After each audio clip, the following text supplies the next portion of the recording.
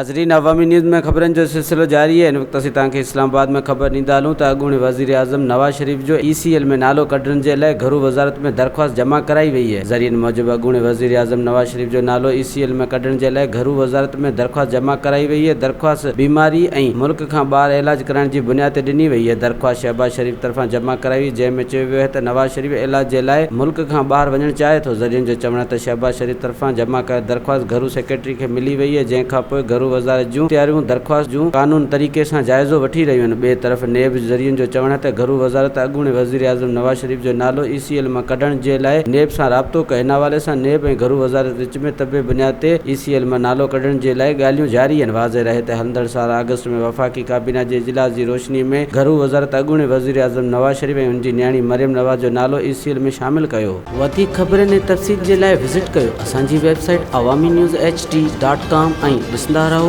Awami news HD।